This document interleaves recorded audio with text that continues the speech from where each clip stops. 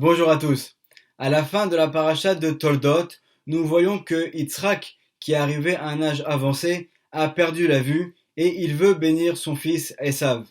Rivka ne voit pas les choses de la même manière. Elle insiste pour que ce soit Yaakov qui récupère cette bénédiction.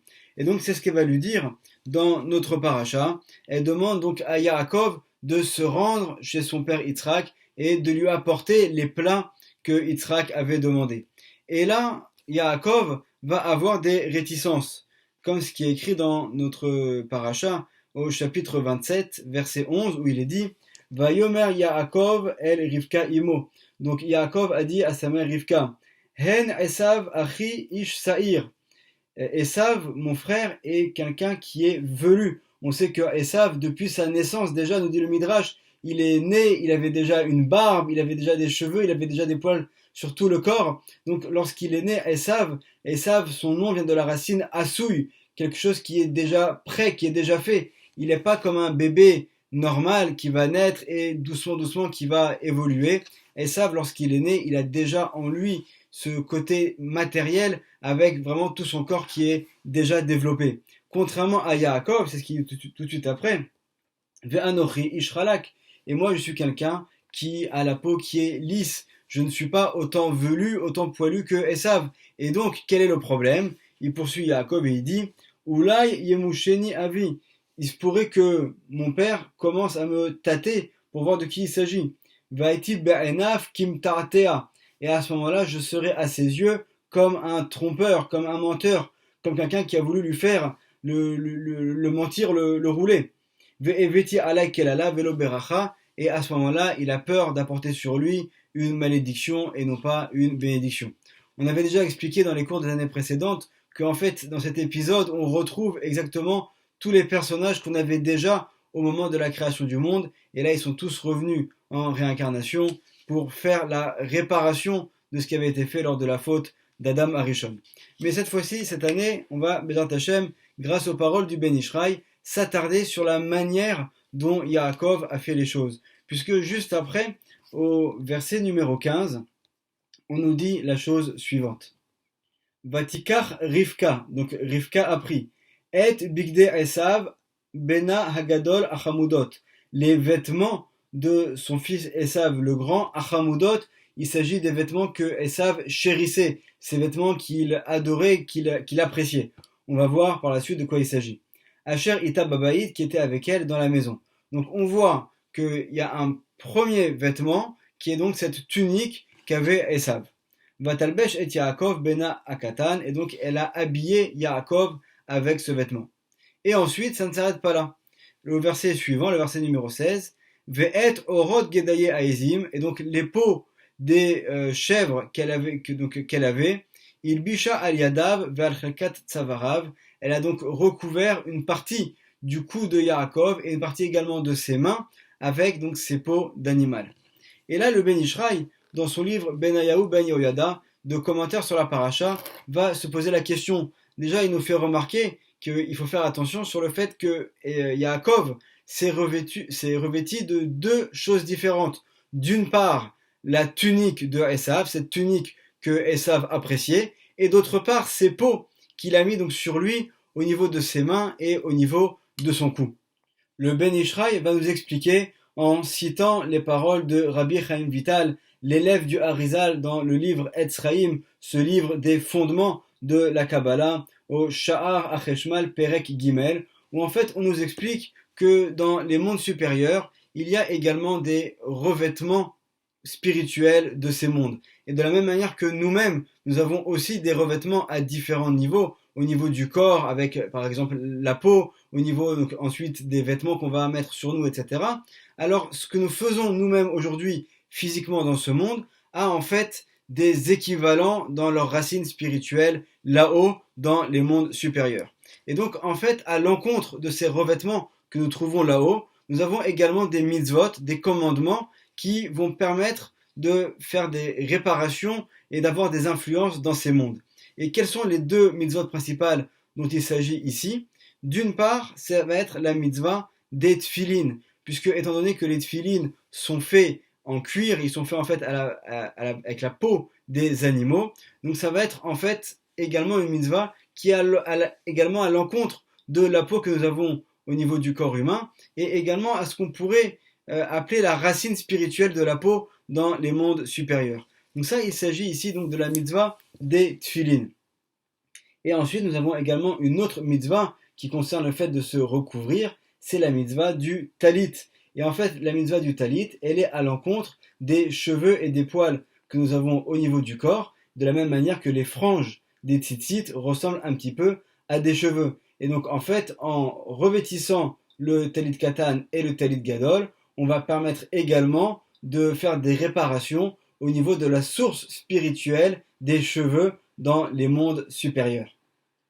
Et donc en fait, nous explique le Ben Ishraï, lorsque nous accomplissons ces mitzvot tous les matins, de mettre le talit, de mettre les tfilin, alors également nous faisons descendre sur nous un flux spirituel, un flux de gdusha, de sainteté, qui va briser les forces négatives. Et donc en fait, Rivka, qui sait que son fils Esav est quelqu'un de mauvais, alors elle tient absolument à mettre sur Yaakov une protection spirituelle la plus forte possible qui va éloigner les forces négatives de Esav. Et donc c'est la raison pour laquelle dans notre paracha, on nous explique qu'il y a eu deux types de revêtements par lesquels Yaakov va s'habiller avant d'aller voir son père. Donc nous dit le Ben Ishraï, en fait, lorsque Yaakov va mettre cette tunique ressemble un petit peu à ce qu'on pourrait appeler donc le talit gadol, c'est un peu comme un talit avec lequel on va recouvrir notre corps. Alors de la même manière également, Yaakov va mettre cette tunique et en faisant cela, Rivka va avoir les intentions kabbalistiques, spirituelles qu'il faut pour faire descendre sur Yaakov la lumière qui est équivalente à la lumière que nous faisons descendre tous les matins en se revêtissant du talit. Mais ça ne s'arrête pas là. Rivka également va mettre ses peaux d'animal, donc ces peaux qui ressemblent un petit peu à ce cuir des tefilines que nous mettons. Et de la même manière que nous mettons les tefilines au niveau du bras et au niveau de la tête, et le nœud des tefilines donc s'arrête ici au niveau du bas de la tête, derrière de la nuque, alors également ça va être la même chose. Rivka va recouvrir Yaakov avec des peaux d'animal. Cette fois-ci, ça va être également comme pour les tefilines au niveau du bras, donc à l'encontre des tefilines du bras, et également au niveau du cou, donc à l'encontre des tefilines de la tête qui se terminent, dont le nœud ici se termine derrière au niveau de la nuque. Et en faisant cela, également Rivka va faire descendre la lumière spirituelle que nous faisons descendre tous les matins lorsque nous mettons les tefilines. De cette manière-là, Rivka peut donc être rassurée et la Torah ne vient pas nous raconter de quelle manière est-ce que Yaakov s'est entre guillemets déguisé pour ressembler à son frère Esav et entre guillemets tromper son père. En fait, ici, la Torah, selon ce que nous enseigne le Ben Ishraï, vient nous apprendre que lorsque Yaakov va se revêtir de ses vêtements et de ses peaux, c'est qu'en fait, Rivka, que c'est elle qui le revêtit, va faire descendre sur son fils Yaakov des lumières spirituelles extrêmement élevées qui vont le protéger, qui vont lui permettre de repousser Esav et finalement donc de mériter de recevoir cette bénédiction. D'ailleurs, cette tunique que va revêtir Yaakov, en fait, c'est la tunique qu'avait Adam Arishon. Et on sait que Yaakov est la réincarnation de Adam Arishon. Puisque, comme c'est mentionné dans le Midrash des Pirkei des Rabbi Eliezer, au chapitre 24, où on nous dit la chose suivante. Rabbi Yehuda Omer, donc Rabbi Yehuda nous enseigne, Akutonet, donc cette tunique, She'asa Akadosh Baruch Hu le'Adam ulishto, qu'avait confectionné Hachem pour Adam et sa femme Chava, Aïta Imam Bateva, elle était avec Noach dans la Teva.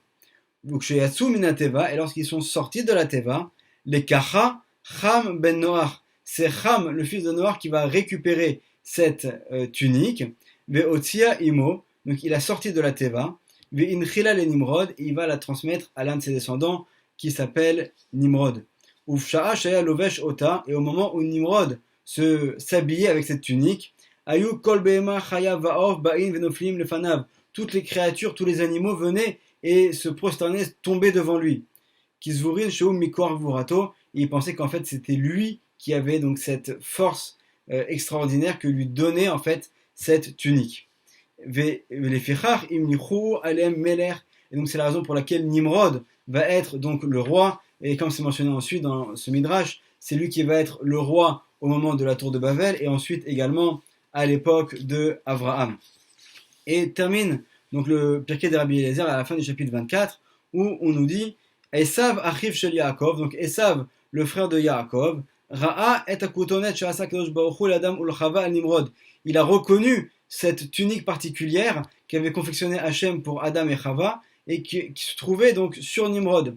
Vechamad otam belibo, va'arago velakar otam imeno. Et donc en fait finalement Esav va faire un combat avec Nimrod. C'est raconté dans un autre endroit dans les paroles de nos sages que en fait au cours de ce combat Esav va défier Nimrod et va lui dire si tu veux vraiment montrer ta force, enlève cette tunique. Et Nimrod, qui s'est enorgueilli au fil des années à force de porter la tunique, il oublie que sa force lui vient de la spiritualité qui est contenue dans cette tunique. Il oublie cela, il pense que ça vient de lui et donc il va retirer cette tunique. Et à ce moment-là, pendant le combat, Esav s'empare de la tunique, la revêtit, il arrive donc à tuer Nimrod. Et enfin, termine le Midrash en disant Ukshelabash Otam, donc lorsque Esav s'est habillé donc avec ses tuniques d'Adam Arishon, Naasabam Gamu Gibor, donc lui aussi, grâce à eux, grâce à cette tunique, il est devenu lui aussi très fort, comme c'est écrit Vaïr Esav Ish Yodeat Saïd, dans notre parasha, on dit que Esav était quelqu'un qui connaissait la chasse, donc il avait une grande force. Uksheba Yaakov Me Pene Yitzhak Aviv, Amar En Esav Arasha Raoul Ilbosh et Akutonet Alalou. Donc par contre, Yaakov se disait ça ne correspond pas à Esav qui est un rachat de revêtir ses vêtements, ses tuniques particulières qui avaient une force spirituelle. Donc c'est la raison pour laquelle finalement c'est Rivka qui va les donner à Yaakov. Donc on voit, et entre parenthèses, puisque Yaakov est lui-même la réincarnation de Adam, donc on voit que finalement il y a également une sorte de réparation qui se fait par rapport à cela, où Yaakov, la réincarnation de Adam, va récupérer cette tunique qui lui avait appartenu dans sa vie précédente. Le Ben Ishraï va terminer son explication en nous interprétant un verset dans le livre du prophète Yeshaya au chapitre 61, verset 10, où il est dit Sos asis badonai, tagel nafshi beloai, ki ilbishani bigde yesha, meil tzedaka yaatani, kechatan yechaen pe'er, vechakala tade chelea. Je veux me réjouir pleinement en Hachem. Sos asis bachem. Tagel nafshi belokai. Que mon âme se délecte de mon Dieu. Ki ilbishani bigde yesha. Car il m'a revêtu de vêtements qui m'ont sauvé, qui m'ont délivré. Me'il tzedaka yaatani. Donc il m'a enveloppé d'un manteau de tzedaka. Kechatan yechaen pe'er. Tel un fiancé qui va être orné, qui va être beau, vechakala tade chelea, et comme une jeune mariée qui va être donc revêtue de tous ces joyaux, de toutes les plus belles choses. Et donc en fait, par rapport à ce qu'on a vu dans notre paracha sur les vêtements qu'a revêtis Yaakov, on va essayer donc de comprendre ce verset un petit peu différemment. Nous dit le Ben Ishraï, en fait il s'agit ici des vêtements de l'âme, puisque nous enseigne le Ben Ishraï, de la même manière que dans ce monde-là, nous allons donc nous revêtir avec le talit et les tfilines, alors également, grâce à ces mitzvot, nous allons nous confectionner un vêtement spirituel par lequel notre âme pourra s'habiller spirituellement lorsque viendra le Mashiach et que nous passerons à une étape supérieure. Et donc c'est la raison pour laquelle on nous dit ici, Sos Assis Bachem, donc je veux me réjouir pleinement avec Hachem. À quel moment je peux me réjouir? C'est le moment où on a fini ce cycle, on est passé déjà à l'étape supérieure. Tagel nafshi beloai, donc mon âme va se délecter en mon Dieu, puisque c'est seulement l'âme, puisque maintenant il n'y a plus de corps, on est passé à un niveau au-dessus. Et donc quelle va être cette enveloppe que va avoir l'âme au lieu du corps? Donc ça va être un vêtement spirituel. Et ce vêtement va être composé de deux choses. Donc la première, qui ilbishani bigde yesha, donc il m'a habillé par des vêtements donc qui vont me délivrer. Le mot vêtement est au pluriel et nous dit en fait ici le Ben Ishraï, pourquoi c'est au pluriel? Puisque en fait c'est la partie du vêtement de l'âme qui va être constituée grâce aux tfilines, puisqu'on a à la fois les tfilines de la tête et les tfilines du bras, donc également ça va être donc ici au pluriel. Et ensuite, on nous dit, mais il tzedaka ya'atani, donc je vais m'envelopper avec un manteau de tzedaka, et donc un me'il, donc c'est un manteau, donc de la même manière qu'on s'enveloppe avec le talit, on s'enveloppe également avec ce manteau. Et pourquoi est-ce qu'il s'agit d'un manteau de tzedaka, donc un manteau qui va être quelque chose de donné, en fait c'est quelque chose qu'on ne pourrait même pas comprendre, parce qu'en fait selon les secrets de la Torah, le talit est un extrêmement haut niveau, un niveau auquel on ne peut même pas saisir sa source spirituelle. Donc notre compréhension, elle est seulement au niveau des fils du talit, mais non pas au niveau du vêtement lui-même.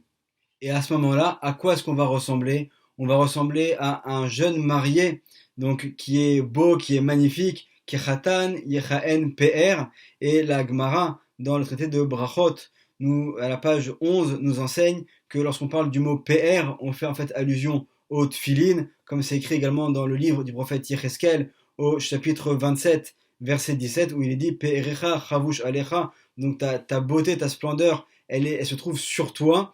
Donc de là on apprend qu'il s'agit en fait donc des tfilin, vechakala tade chelea, et comme une jeune mariée avec ses bijoux, donc avec ses tzitziot, qui sont vraiment les bijoux de la personne, qui permettent vraiment de lever la personne à un niveau spirituel encore plus important.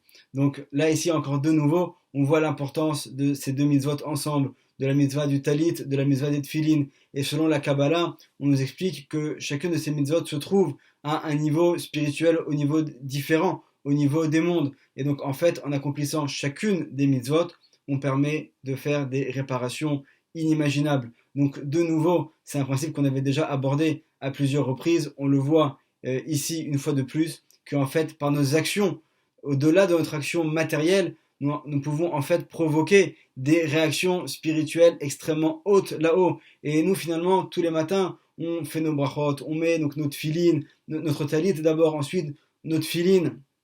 Donc on accomplit bien sûr la parole d'Hachem, mais également on provoque des choses extraordinaires là-haut. On fait descendre sur nous un flux de Gdusha, de sainteté, qui repousse les forces du mal, comme ce qu'a fait également donc Yaakov ici pour recevoir la bénédiction. Il a besoin de repousser les forces du mal de Esav. Et également, on se confectionne pour nous-mêmes un vêtement spirituel là-haut, dans lequel notre âme pourra se revêtir une fois qu'il viendra le Mashiach et qui nous permettra de passer à l'étape supérieure. Bimera, Beyamenu Uberachamim, Amen, Ve Amen, Shabbat Shalom.